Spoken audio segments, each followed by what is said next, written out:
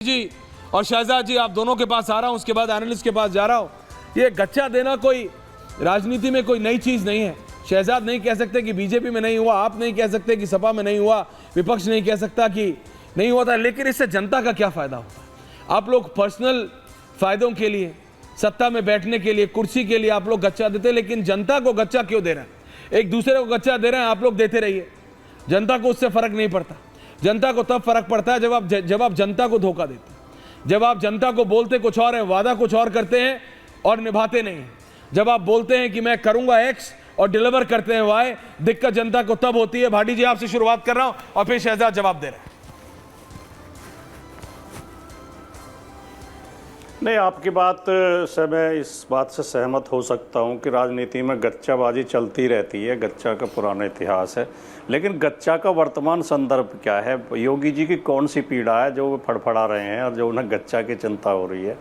असल में सच्चाई ये है कि जब योगी जी लखनऊ में कैबिनेट की मीटिंग बुलाते हैं तो उनके दोनों बच्चों में यूपी में बात करना, मैं तो राष्ट्रीय स्तर पे पूछ रहा हूं। बोलिए बोलिए, आप बोलिए, अपनी बात रखिए, बस बता रहा हूं। आप राष्ट्रीय स्तर पर पूछे, मैं राष्ट्रीय स्तर पर बात करूंगा। आपने यूपी विधानसभा का जिक्र किया, यूपी के मुख्यमंत्री का जिक्र किया, शिवपाल यादव जी का जिक्र किया, मैंने अजीत पवार का भी जिक्र किया, मैंने प्रधानमंत्री नरेंद्र मोदी का भी जिक्र किया। आपको सुनाई नहीं दिया? आपके लिए ज्यादा इंपॉर्टेंट है क्लैरिफाई करना शिवपाल जी और अखिलेश जी के बीच में सब ठीक है, इट्स ओके, मैं आपकी बात समझता हूं, लेकिन मैं पूछ रहा हूं जनता को गच्चा देना आप लोग कब बंद करेंगे? आप बात समझिए, ये हर जगह होता है, इसलिए मैं पूछ रहा हूं। बोलिए भाटी जी, बोलिए। अब मुझसे आप स्पष्ट सवाल पूछ ला, जो आप सवाल पूछेंगे मैं उसी विषय पे बोलूंगा। नहीं, मैं आपसे बोल रहा हूं ना, देखिए राजनीति में गच्चा देना, धोखा देना आप लोग आपस में करते हैं, करिए।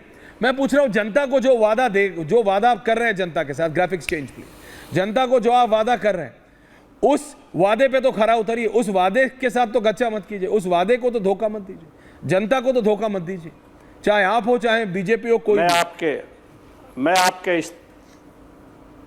मैं आपके इस तर्क से भी सहमत हूं, मैं आपके पहले तर्क से भी सहमत था, मुझसे तो आप बेकार नाराज हो रहे हैं, मैं तो आपकी सपोर्ट कर रहा हूं।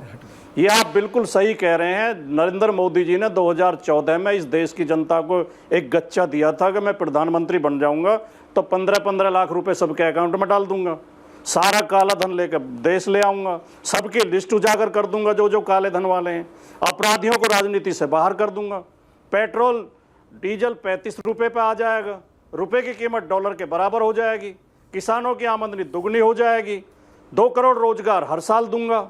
ये गच्चेबाजी इस देश में सबसे ज्यादा गच्चेबाजी का पुराना इतिहास है। मैं आपकी पहली बात से भी सहमत था, और राजनीति में गच्चा चलता है, लेकिन इस देश में जो सबसे बड़ा गच्चेबाज है वो माननीय श्री नरेंद्र मोदी जी हैं। नरेंद्र मोदी से ज्यादा गच्चा इस देश की जनता को किसी ने नहीं दिया। लगातार झूठ बोलते हैं, लगातार झूठी घोषणाएं करते हैं, लगातार जनता को गच्चा देते हैं, लगातार मतदाताओं को मूर्ख बनाते हैं, और उनकी घोषणाओं पे अब लोगों को कोई विश्वास रहा नहीं है। अब इस चुनाव में उन्होंने कहा कि मोदी सरकार, मोदी की गारंटी, मोदी का चुनाव। अब जब चुनाव जहां जहां हारे हैं, उत्तर प्रदेश में सीटें कम हो गई, तो अब वो ढूंढ रहे हैं कि वहां भी गच्चेबाजी चल रही है कि किसके सिर पर ठीकरा फोड़ा जाए। देश में जगह जगह यही चल रहा है।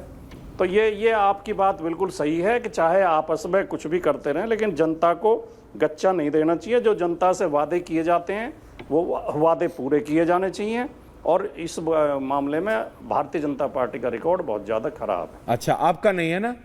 आपने ये जो एक तरफा बिल्कुल किया है, ठीक है, शहजाद जवाब देंगे, मैं फिर बाद में बोलूंगा, नहीं तो बीच में होने। ठीक है, ओके, मैं आपकी पार्टी की बात ही नहीं कर रहा। बहुत बेहतर नहीं, हाँ, वो सबने देखा है फुल पब्लिक व्यू में क्या हुआ, लेकिन शहजाद, जनता कह रही है आप लोग राजनेता करें जो आपको मतलब आपस में करना है। जनता के साथ जो वादे हों शहजाद, उन पे खरा उतरना चाहिए हर सरकार को, चाहे आप हो चाहे विपक्ष की कोई पार्टी। शहजाद। ऐश्वर्या जी, कुछ लोगों का तो गच्चेबाजी में ऐसा पीएचडी है कि इन्होंने तो अपने बाप दादा पूर्वज को भी गच्चा देने से नहीं बख्शा। भाई भरी माइक सभा में माइक अपने अब्बू जान के हाथ से खींचकर अब्बू जान की सारी बातों को गच्छा देने का काम किस सुपुत्र ने किया था? कौन है जो अपने ही दादा परदादा ने कहा था? मैंने बीच में नहीं बोला, मैंने तो नाम भी नहीं लिया। ऐश्वर्या जी मैंने तो किसी का नाम भी नहीं लिया। अरे मैं आपसे कह ही नहीं रहा, मैं तो ऐश्वर्या जी कह रहा हूं। अच्छा,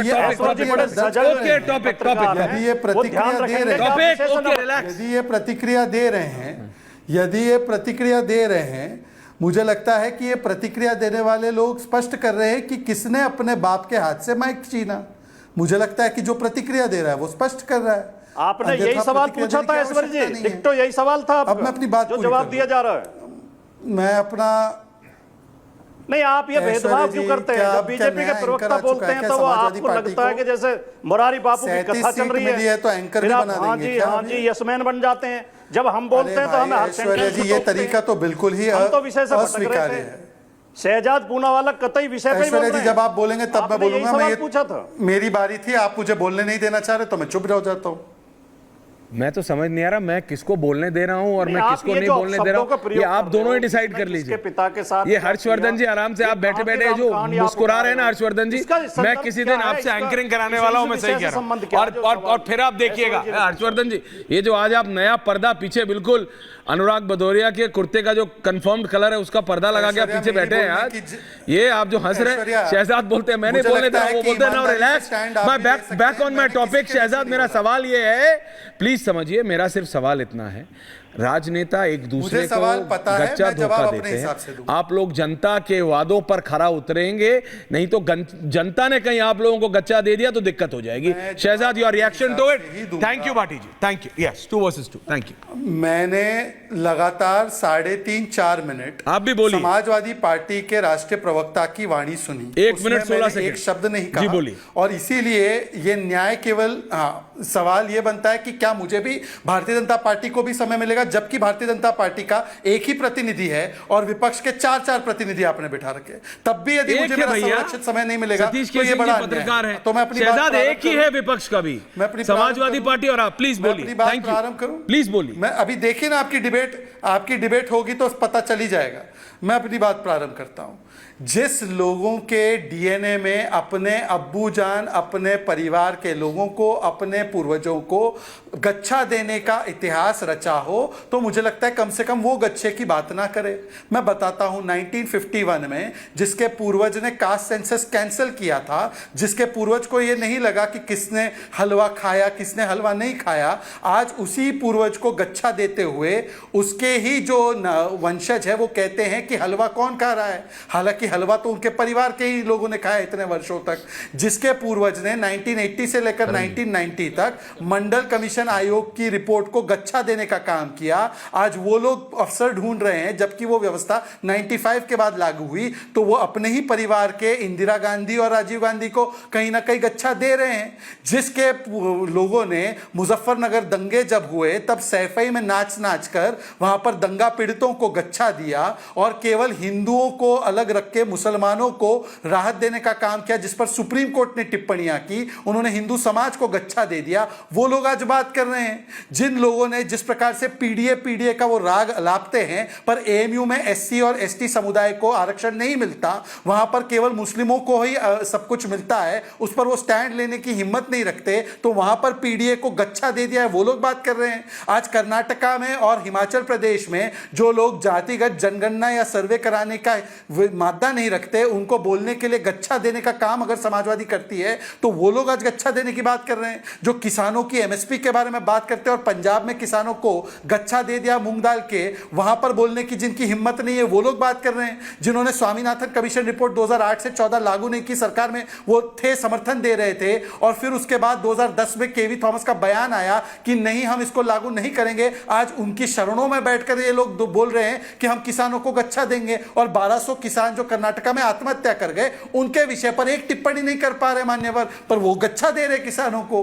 तो गच्छा देने का जिन्होंने अपने पिता से लेकर जनता तक को गच्छा देने का यहां पर काम किया है, वो लोग गच्छे में मास्टर है। तो चाचा को गच्छा देने में कितना टाइम लगता है? ये गच्छा देते हैं और ये लोग लुच्चों की तरह आते हैं, लुच्चों की तरह बात करते हैं, और यदि उनको आईना दिखाया जाए तो वो लोग जो है अपना आपा खो बैठते हैं। मैं सिर्फ इतना कह रहा हूं भाई, जनता सब ऐश्वर्य देखती जी है। मुझे थोड़ा समय दें। भाटी जी आ रहा हूं आपके पास, पूरा समय दूंगा आपको भी।